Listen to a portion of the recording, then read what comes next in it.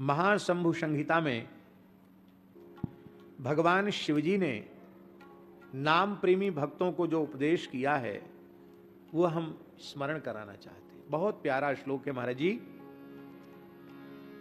ये जो भगवान नाम है, श्री हरि नाम है, श्री राम नाम है, श्री कृष्ण नाम है, ये क्या है? परम भागवत महाभागवत शिवजी वर्णन कर रहे हैं। मुक्ति स्त्री कर्ण पूरौ मुनि हृदय वयः पक्षती तीर भूमौ संसारा पार सिंधो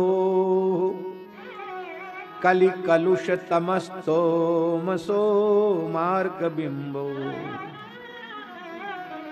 उन्मीलत पुण्य पुंज द्रुम ललित दले लोचने च श्रुतीनां कामं रामेति वर्णौ शमिह कलयतां संततं सज्जनानां संततं सज्जनानां। ये जो भगवान नाम है ये क्या है? मुक्ति रूपी जो स्त्री है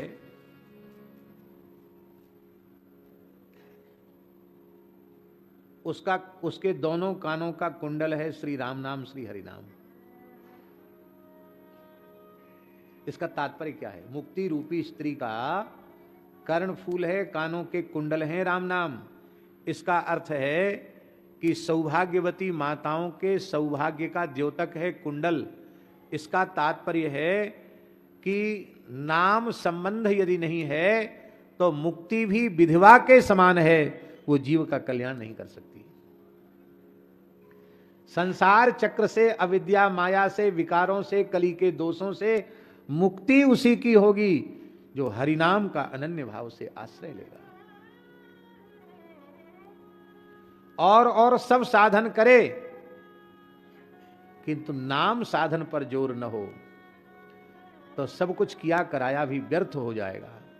और कुछ बने न बने, केवल नाम के प्रति अपना संपूर्ण समर्पण हो तो बिना ज्ञान कर्म, बिना ज्ञान योग, बिना कर्म योग, बिना भक्ति योग के केवल और केवल नाम योग से वह जीव अविद्या माया से मुक्त हो जाएगा, संस्कृति के चक्र से छूट जाएगा।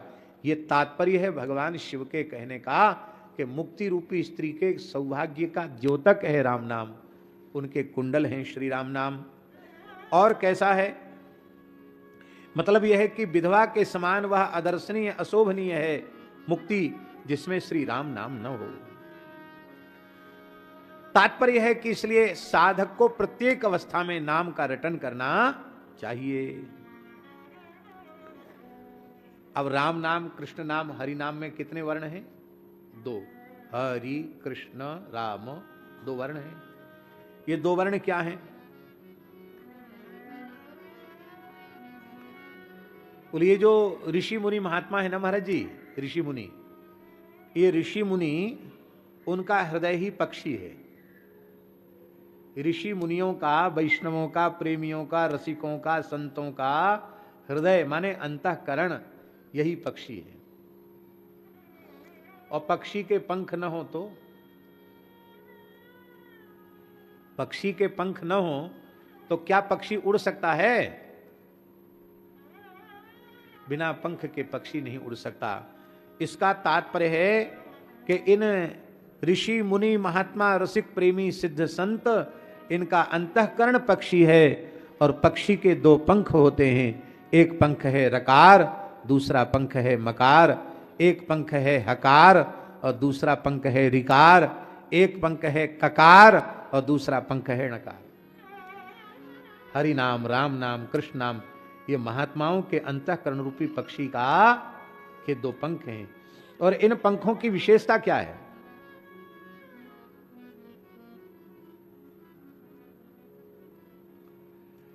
इन पंखों की विशेषता यह है कि जब महात्माओं का अंतःकरण रकार मकार रूपी दो पंखों से युक्त उनका हृदय रूपी पक्षी हो जाता है, तो इस पक्षी की उड़ान सामान्य नहीं होती। ये पक्षी सीधे गोलोक तक उड़ के जाता है, ये पक्षी सीधे साकेत तक उड़कर जाता है, ये पक्षी सीधे वैकुंठ तक उड़ करके जाता है। इसका तात्पर्य है महात्माओं का अंतःकरण रूपी पक्षी रकार मकार दो पंखों को लगा करके श्री ठाकुर जी के चरणों तक की उड़ान भर लेता है। इसका तात्पर्य है हम अपने अंतःकरण रूपी पक्षी के दो पंख लगाना चाहते हो तो श्री राम नाम, श्री कृष्ण नाम, श्री हरि नाम का आश्रय हम लोग ले लें। इसका तात्पर्य है कि अंतःकरण में भगवत भाव का जागरण, अंतःकरण में भगवत दर्शन की व्याकुलता, भगवत प्राप्ति की व्याकुलता, ये बिना राम नाम के जप के जगेगी नहीं। ये बात बिल्कुल पक्की है, सत्य है, इसमें किसी भी प्रकार का कोई संदेह नहीं है। इसलिए अन्य अन्य साधन जीवन पर्यंत करते रहो, केवल राम नाम का यदि आपने आश्रय नहीं लिया तो शरीर संसार से वैराग्य, भगवान के प्रति अनुराग और भगवत दर्शन की व्याकुलता, ये बिना हरि नाम के आश्रय के तो जग ही नहीं सकती। अब ये विचार करना चाहिए, जो लोग नाम का आश्रय लेकर के पड़े हैं उन्हें यह विचार करना चाहिए कि हमारी व्याकुलता कितनी बड़ी है भगवान के दर्शन के लिए। इसका अर्थ ये मत लगा लेना कि अब तक का किया हुआ नाम व्यर्थ चला गया। धोखे से भी प्रसंगवश एक बार हरिनाम जो जिह्वा से उच्चरित हो गया है वह भी महाप्रलय तक भी नष्ट होने वाला नहीं है। प्रत्येक नाम का जप अक्षय है, किंतु उसकी अनुभूति तो हमको होनी चाहिए। अनुभूति कैसे होगी?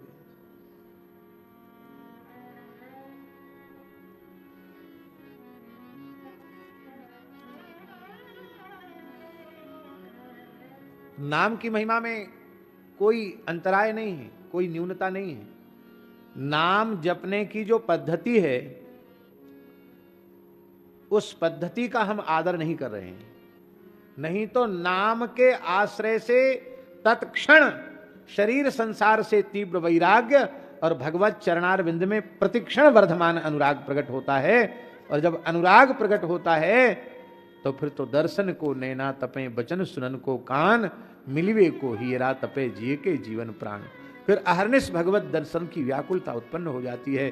फिर भरत जी के समान देखे बिन रघुनाथ पद, जिए की जरनी न जाए, ये भाव भीतर से जग जाता है। आप लोग कहेंगे फिर पद्धति क्या है? हम नाम ले रहे हैं, नाम जपते जपते रूखी रूखी माला भी चिकनी हो गई, चमकने लग गई, और कितने घंटे से इतनी माला जपते हैं, कितने वर्षों से जपते चले आ रहे हैं, लेकिन जो प्रेम प्रकट होना चाहिए था वो प्रेम प्रकट नहीं हुआ। क्या कारण है? इसका विचार नामाश्रयी भक्तों को अवश्य करना चाहिए।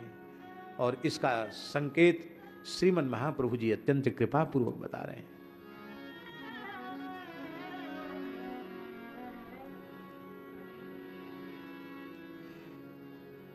नाम से प्रेम प्रकट हुआ, ये अनुभव कैसे हो?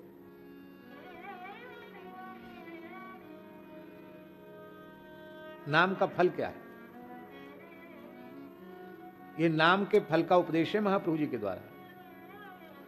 नयनम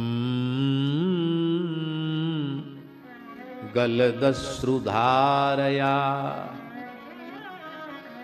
वदनम गदगद रुद्धया गिरा पुलकैर निचितम बपुः कदा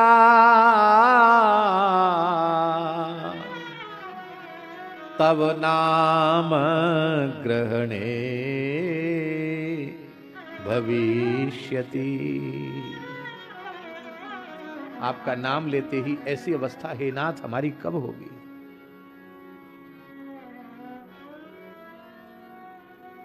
जिन पूज्य श्री काश्मीरी बाबा जी महाराज, प्रेम भिक्षु जी महाराज के पूज्य गुरुदेव का ये तिरोभाव उत्सव हम लोग यहाँ बैठकर मना रहे हैं। वो नाम संकीर्तन करते थे, राधा नाम संकीर्तन करते थे, उनके रोम कूपों से रक्त निकलने लग जाता था। ऐसी प्रेम की उत्कट दशा उनके शरीर में प्रकट होती थी। हम उनसे यही मांगे कि हे प्रेमावतार, हे श्री प्रेम मूर्ति, नाम प्रेम की एक सूक्ष्म कणिका हम लोगों को प्रदान कर दें, हम लोगों का वृंदावन वास सफल हो जाए, हम लोगों का मनुष्य जन्म सफल हो जाए। हे नाथ, हमारे जीवन में वह भाग्यशाली क्षण कब आएगा जब नयनम गलदश्रुधारया, आपके नाम का उच्चारण करते ही हमारे नेत्रों से अविरल अश्रु प्रवाह चलने लग जाएगा। बदनम गद गद रुद्धया गिरा, हृदय प्रेम से इतना द्रवित हो जाएगा कि हृदय भर आएगा, कंठ भर आएगा, भर्राए हुए कंठ से नाम निकलेगा।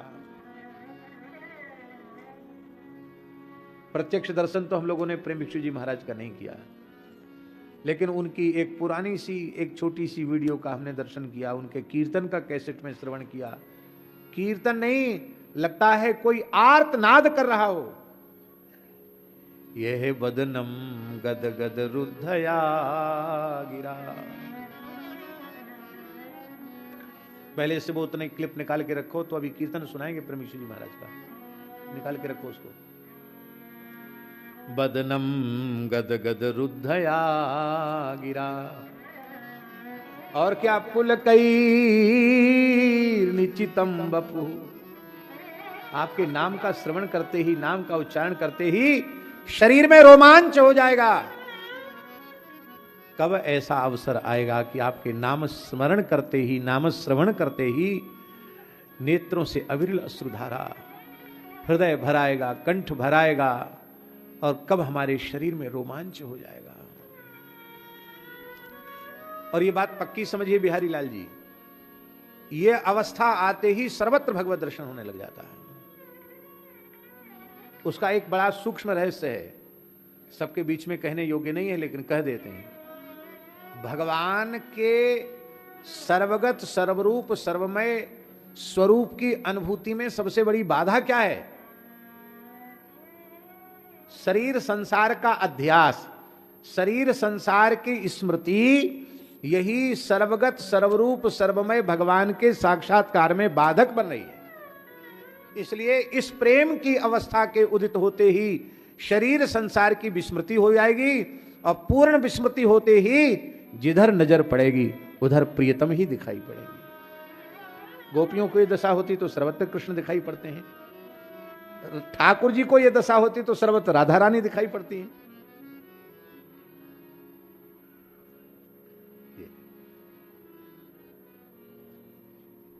पुलकैर निचितम बपुः कदा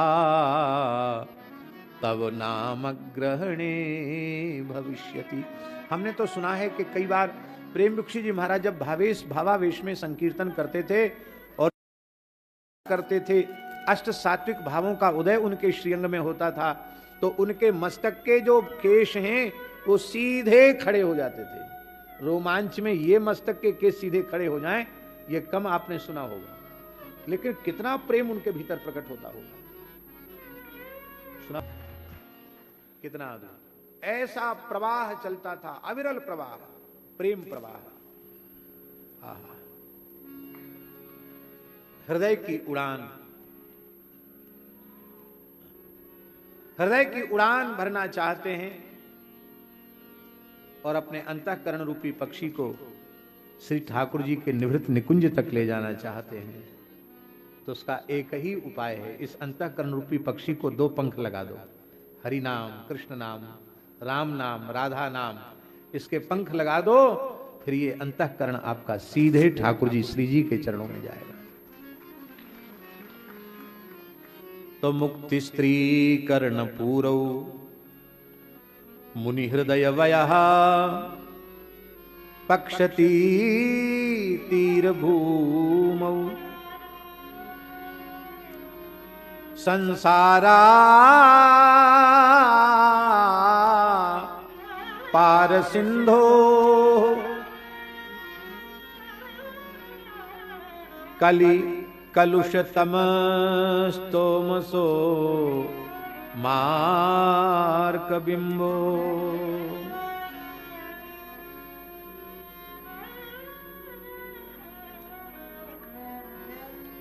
ये कितने कल्पों से, कितने युगों से, कितने जन्मों से ये जीव अपार संसार सागर में पड़ा हुआ है, थपेड़े खा रहा है। समुद्र नहीं, कोई बहुत विशाल नदी हो। अभी इस समय यमुना जी में बहुत जल है, खूब जल है। रात्रि को भी हम यमुना जी गए थे। हाँ, 2 बजे रात को यमुना जी गए थे प्रणाम करने, यमुना जी को आचमन करने। कहाँ तक यमुना जी आई हैं, दर्शन करने गए थे। अब तो सुनते हैं कि शायद 3 लाख क्यूसेक पानी और छोड़ा जाने वाला है, यह छोड़ दिया गया है। तो हो सकता है यमुना जी ज्ञान गुदरी में आ जाए। और जब यमुना जी ज्ञान गुदरी में आ जाती हैं तो महापर्व हो जाता है। यमुना जी तो परम पवित्र है, पर ज्ञान गुदरी की रज लेने जब यमुना जी आ जाती हैं, ज्ञान गुदरी में इतना इतना जल जब यमुना जी का हो जाता है हमारे मोहल्ले में, तब फिर भूमंडल के समस्त तीर्थ ज्ञान गुदरी में गोता लगाने आते हैं। पुरानी परंपरा तो रही है कि वृंदावन के ठाकुर भी आते थे ज्ञान गुदरी का में यमुना जी का पूजन करने। अपने मलुक पीठ के ठाकुर जी भी जाते हैं नौका में विराजमान होकर के। तो हम समझते हैं शायद 3 लाख क्यूसेक पानी छोड़ने पर यहां तक आ जाए पानी। तो इतनी बाढ़ की यमुना जी हों, गंगा जी हों, सरयू जी हों, आप भले ही तैरना जानते हो और आप तैरते तैरते महाराज जी थक जाएं, दम फूलने लग जाए और आपको समझ में आए कि भैया किनारा तो दिख नहीं रहा है, बीच धार में आ गए, जिस किनारे से चले थे न तो वो किनारा दिख रहा है और जिस किनारे पर पहुंचना है वो किनारा भी नहीं दिख रहा है। आप भले ही तैरना जानते हैं, लेकिन आपको जब किनारे दिखना बंद हो जाएंगे तो आप घबरा करके ही प्राण त्याग देंगे, डूब जाएंगे। ज्यादातर डूबते जो लोग हैं वो तैरने वाले ही डूबते हैं, न तैरने वाले वो तो जाते ही नहीं पानी में। जिनको तैरना नहीं आता वो तो पानी में जाएंगे नहीं, तो क्यों डूबेंगे? डूबते वही हैं प्रायः जिनको तैरने का ज्यादा शौक होता है, वही हो कूद गए, लंगोटा कस लिया, कूद गए नदी में, फिर घबरा गए तो फिर हल्का। अब तो हम थोड़ा बचते हैं, नहीं तो महाराज भयंकर श्री गंगा जी चढ़ी हुई थी और 1 महीने की कथा हो रही थी शुकताल में। इनमें से कोई नहीं था, उनमें था कोई उस समय का साक्षी है कोई? और हम लोग सवेरे सवेरे घूमने गए, अपने राम, गोरीलाल कुंज वाले महाराज जी और गोलोक धाम वाले महाराज जी, पूज्य श्री स्वामी गोपाल शरण देवाचार्य जी महाराज। तो गोरेलाल जी वाले भी जल के प्रेमी हैं और गोपाल शरण देवाचार्य जी महाराज, गोलोक धाम वाले महाराज जी भी जल के प्रेमी हैं, पर विशेष प्रेमी अपने राम है। और गंगा जी का जल, और बाढ़ की गंगा जी, आप थे योगेंद्र जी? नहीं थे, ये नहीं थे। 2010 की बात है कि 16 की बात है। तो महाराज जी क्या हुआ कि पुल से छू रही थी गंगा जी और हम पुल से ही कूद गए, गंगा जी में कूद गए, छलांग लगा दी।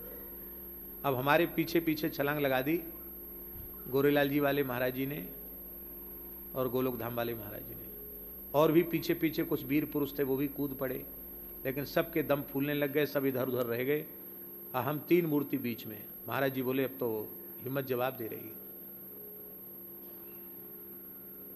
बोले अरे आपने क्या किया, आपके पीछे हम लोग भी कूद गए। गोलोक धाम वाले महाराज बोले तो गंगा जी का तो कोई पारावारी नहीं, कोई किनारा नहीं दिख रहा है। मैंने कहा ऐसा करो, घबराओ बिल्कुल मत, गंगा जी की शरण हो जाओ, हाथ पैर हिलाना भी बंद कर दो, जहां बह रही है बहने दो, डूबेगा नहीं शरीर। जिसकी शरण हो जाओगे वही लाज रखेगा, गंगा जी की शरण हो जाओ। आप तैरना बंद कर दो तुम नहीं डूबोगे, घबराहट में व्यक्ति डूबता है, तैरना बंद कर दो, निश्चेष्ट हो जाओ, डूबोगे नहीं, चाहे जितना गहरा पानी हो। तो गंगा जी के सहारे बहते बहते कम से कम 2-2.5 किलोमीटर हम लोग बहे, फिर नक्षत्र वाटिका में जाकर बड़ी कठिनाई से निकले और हल्का ब्यास जी बह गए गंगा जी। और इसके बाद 2 समय की कथा थी। हम तो एकदम शरीर थक के चूर हो गया था, लेकिन तुरंत तिलक स्वरूप किया और व्यास पीठ पर बैठकर कथा कहने लगे। और ये 2 महापुरुष तो जाके पड़ गए, फिर उठे नहीं।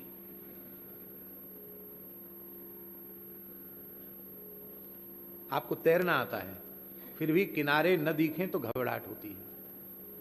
और ये कोई तालाब नहीं है, ये कोई नदी नहीं है, ये है भव सागर। क्या है? और इसका कोई और छोर नहीं है। पर इसके दो छोर क्या हैं? बोले एक है रकार और दूसरा है मकार। आप राम नाम लेने लग जाओ, दोनों किनारे एक साथ आपके पास में आ जाएंगे, आप सहज पार हो जाएंगे। अच्छा एक बात बताओ, समुद्र भले ही हो पर उसमें जहाज की जरूरत तब पड़ेगी जब जल हो, और सूखा समुद्र हो तो जहाज की जरूरत है? जहां समुद्र की जगह वहां रेत उड़ रही हो तो जहाज की, नौका की क्या आवश्यकता? फिर तैरने की आवश्यकता है?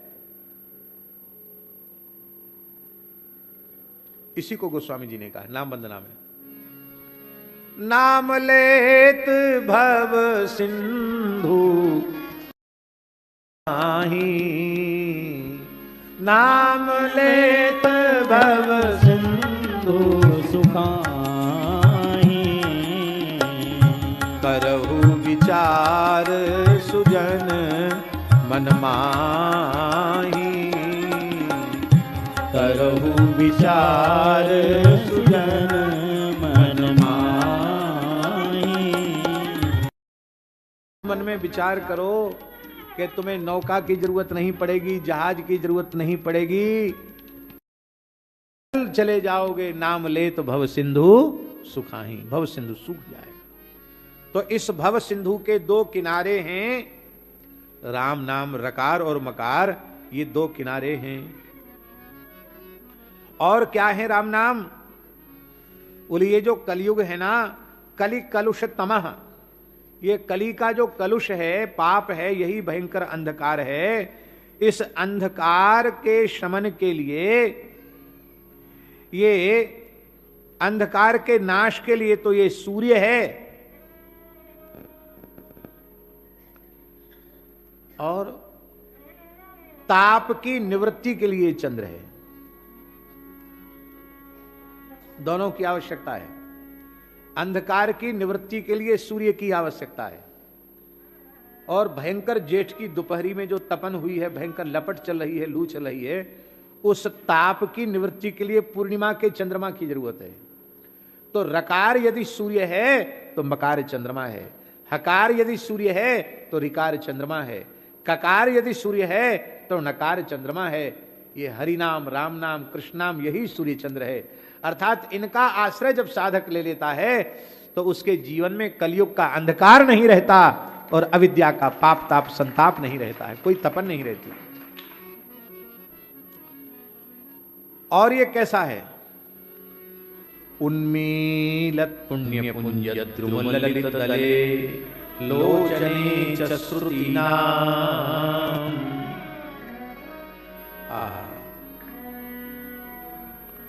ये पुण्य रूपी जो वृक्ष है, कोई भी वृक्ष का बीज आप बोते हैं तो पहले उसमें अंकुर निकलता है, और अंकुर के बाद दो दल निकलते हैं। तो पुण्य रूपी बीज का अंकुर और उसके दल क्या है? अंकुर है नामांगाग, और ये नाम बीज की प्रतिष्ठा करते हैं कौन? श्री गुरुदेव भगवान। करण मार्ग से हरि नाम का उपदेश करके नाम की प्रतिष्ठा करते हैं। और फिर इसके दो दल क्या है? एक है रकार और दूसरा है मकार, एक है हकार दूसरा है रिकार, एक है ककार दूसरा है नकार। कृष्ण कृकार और नकार। तो कहते हैं कि ये दल निकलने लग जाते हैं, और जब लगातार साधक जपता है तो केवल दो दल ही नहीं रह जाते हैं, फिर शाखाएं प्रशाखाएं निकलने लग जाती हैं, फिर पुष्प भी आ जाते हैं। वह नाम रूपी वृक्ष, पुण्य रूपी वृक्ष पुष्पित भी हो जाता है, और वो फलित भी हो जाता है, उसमें फल भी लगाते हैं। इसका मतलब है कि श्री राम नाम का उच्चारण किए बिना, श्री राम नाम का आश्रय लिए बिना, श्री राम जय जय राम किए बिना, पुण्य रूपी जो वृक्ष है उसमें उसका पल्लवित होना, उसका पुष्पित होना, उसका फलित होना भी असंभव है। और महाराज जी लोचने च श्रुति नाम, ये वेद की जो ऋचाएं हैं उनकी दो आंखें हैं, रकार और मकार। इसका मतलब है बिहारी लाल जी के चारों वेद कंठस्थ कर लिए और सस्वर कंठस्थ कर लिए, घन पाठ जटा पाठ सब आपको अभ्यास में आ गया, पर श्री राम नाम में यदि प्रेम नहीं हुआ तो आपकी वेद की ऋचाएं अभी नेत्रों से शून्य हैं, अंधी हैं। ये श्रुतियों के लोचन हैं राम नाम, हरि नाम, कृष्ण नाम, राम नाम, ये वेद की ऋचाओं की आंखें हैं। हाँ, क्या कहना।